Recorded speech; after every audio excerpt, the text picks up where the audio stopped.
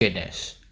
El Clasico final, 5 goals, a red card, and a winner. This final had everything.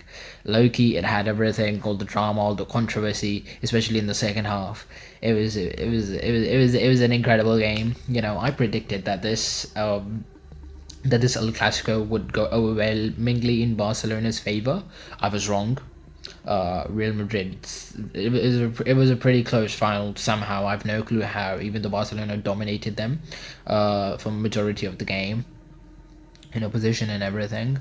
Um, but yeah, I was pretty wrong about my prediction. It ended 3-2, but we did win first trophy of the year, which is incredible. And let's get straight into all of this, all of the amazing juicy stuff that happened. It was such a great final. It was breathtaking. Oh my goodness.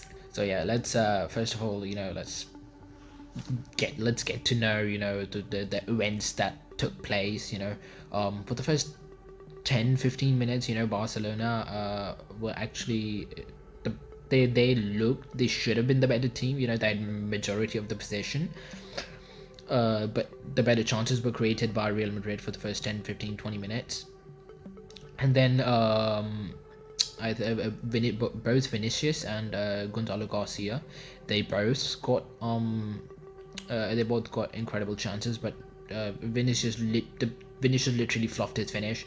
Also because Jean Garcia saved the 1v1s. He's just so good. It's been so long since we had such a reliable keeper. It was incredible. So, and after the cooldown break, Barcelona, they switched some gear in them or something, and they started playing more attacking football, and they started to make better and better chances eventually, until Rafinha, Rafa, my boy, he scored off of a really good pass from, I'm pretty sure it was from in. But yeah, Rafinha, he scored that. There was no way Courtois was getting his hand on that. It was a rocket of a shot on, bottom right corner. Tchouameni was trying to defend him one-on-one, but no, you can't defend. But that was vintage Rafa. You can't defend that. And Rafinha, actually missed a very easy chance early on. Lamine Yamal with a great pass to him. He was 1v1, he was free. He fluffed the shot. I was going, what the hell did you do, Rafinha? That's not the Rafinha I know. But yeah, he made up for it later on, and he when he scored the first goal of the game. And I'm sorry, in my preview video, I said that Vinicius Jr. would be the weak link for this team. I am sorry to say, but he was actually the best Real Madrid player on the pitch somehow. I have no clue how. He was really good that game. He absolutely destroyed Koundé.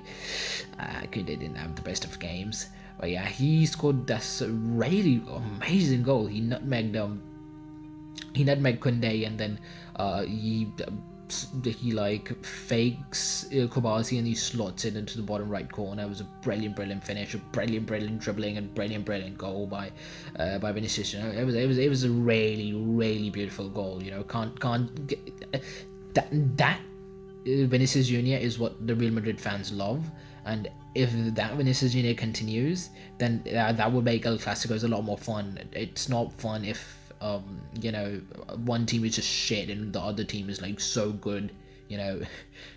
So yeah, for once in probably two years, Vinicius Junior can say that his team let him down, because he was really dazzling this game. He was cooking Koundé.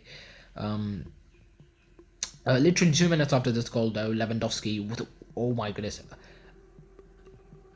that finish.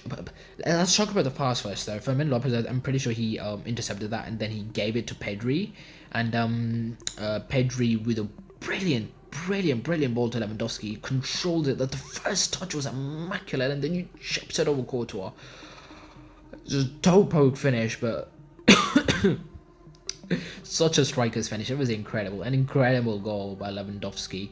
It was a beautiful goal. And then the referee, the game should have ended literally. The game should have literally ended, because Lewandowski scored in the 45 plus 4th minute. and the ref gave 3 minutes of extra time. 45 plus 4 minutes makes sense because Barcelona wasn't the attack, so after that it should have ended literally after the kickoff, but for some reason kept on going. I've no clue what the hell the ref was thinking, or what the hell was going on. I was like, why aren't we why isn't the ref blowing the whistle? But yeah, Real Madrid's second goal came due to a mistake from Eric Garcia. He made a bad pass. Eric Garcia was really good throughout the whole game, but he did make some passing errors. But that's fine. You know, you can't expect a man to be perfect every single game. So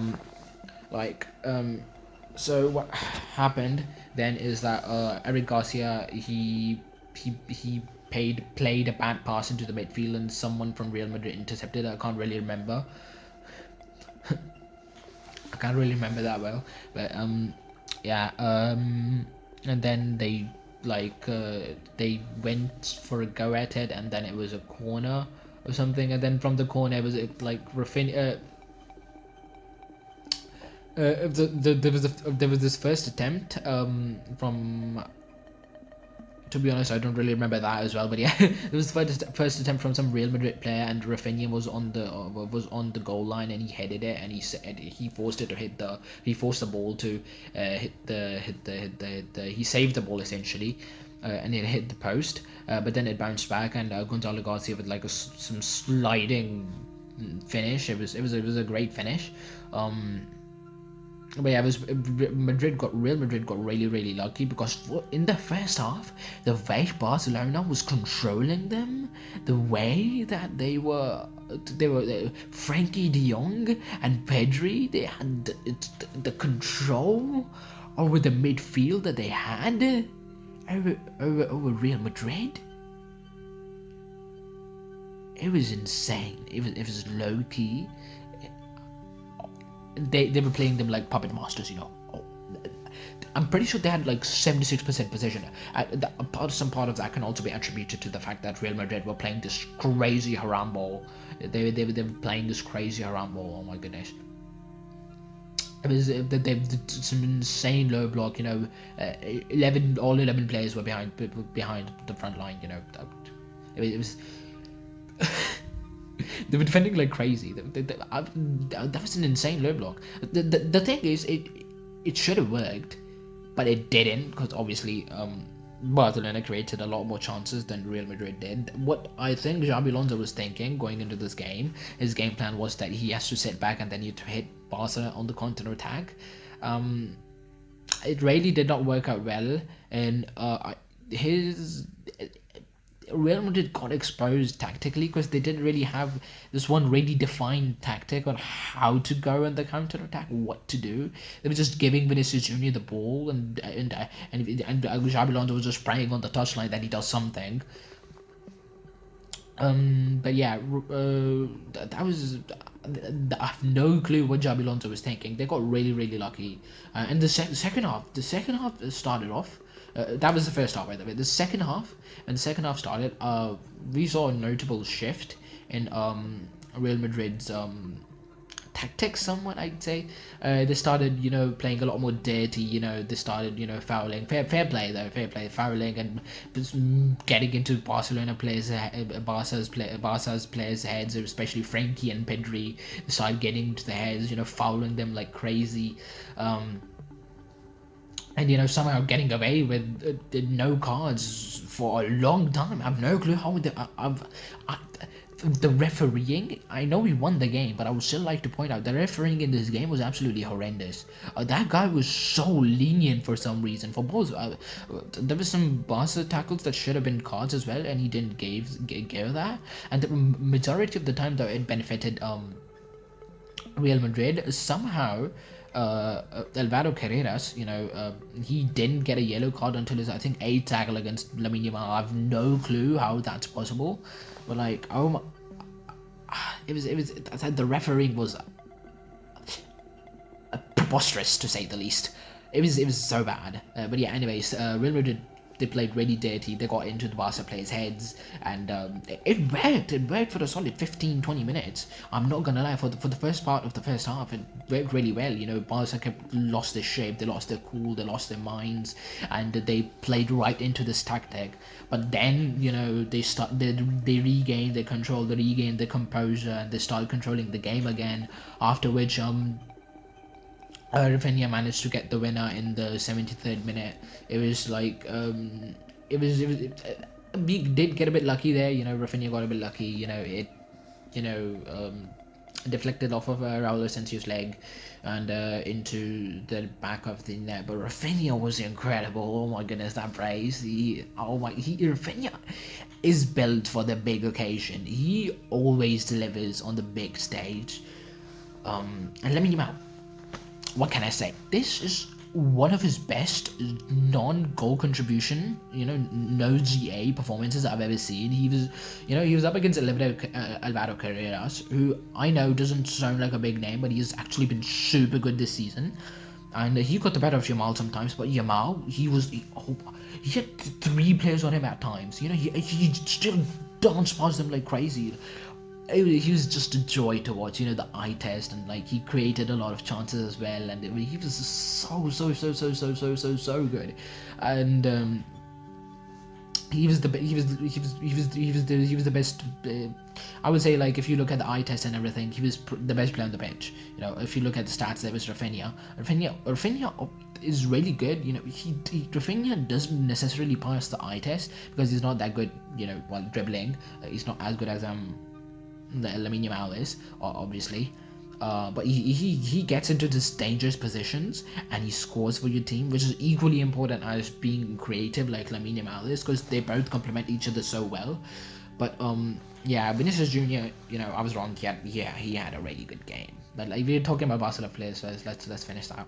So really, and then what happened after that is, you know, Pedri and Frenkie, they had a really solid game. They were running circles around the Madrid midfield. It was crazy. They were puppeteering. They were the puppet masters, and they were controlling the Madrid midfield like they were like just small little puppets in their control. It was insane. I'm pretty sure in the first half I'm pretty sure overall Barca had like 75% possession, 75% possession, which is insane, you know, against Real Madrid. This is not the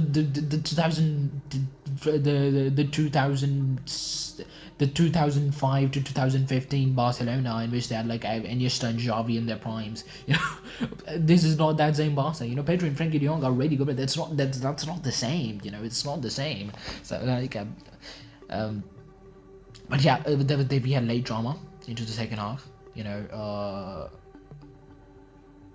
first of all, let's talk about the substitutions. Hansi Flick made really good substitutions, you know, bringing on Dani Olmo and Gerard Martin, and bringing on Ferran Torres for Lewandowski, you know, who Ferran Torres can obviously press a lot more, and he has a lot more tenacity and a lot more pressure. He can put on a lot more pressure as compared to Lewandowski. So that was a great move by him, and Olmo was brought on for Firmin. Firmin didn't really have that good of a game because obviously the opponent was sitting in such a low block. What the hell is he supposed to do? So yeah, yeah, it was overall an average game from Firmin, but yeah, Valde I thought had a really good game, and like defensively and offensively was not that good, but that does not matter that much because we had other players who were performing offensively. You know, when Valverde got taken off, he started getting a lot more into the offensive game. Otherwise, it was just getting locked down by Valverde. As for our defense, Kubasi made a lot of errors. He was not good. I'm sorry to say, he was not good. I have no clue what's happened to him. He was so good last year. I have no clue what's happened to him. Eric Garcia was our best centre back this game. But yeah, and then let's talk about Madrid now. The best player was Vinicius Junior. Gonzalo Garcia was absolutely booty cheeks. You know, apart from that goal and assist, he did absolutely nothing. He missed an easy 1v1 chance against Jean Garcia, but that's Jean Garcia. You're up against, obviously you're gonna be a bit, you know, nervous. And Bellingham, they're playing Bellingham. Bellingham's natural position is like a cam or like a false nine. They're playing him as a pivot, as a number 6. What is Xabi Alonso doing? He's playing more defensively than offensively in the past few games. What I've seen. I have no clue why he's doing this to Bellingham. But yeah, he was average as well. Tchouaméni was their best defender, was their best centre back type, the central defender type. Amongst the entire defense, I would say probably the best player was Alvaro Carreras, because he was locking down. Because he did have some good moments against Lamine Yamal. Raul Asensio was absolutely trash, horrendous, absolute booty teeth. He had like 1 or 2 good moments, like 1 or 2 good interceptions or tackles. Other than that, nah.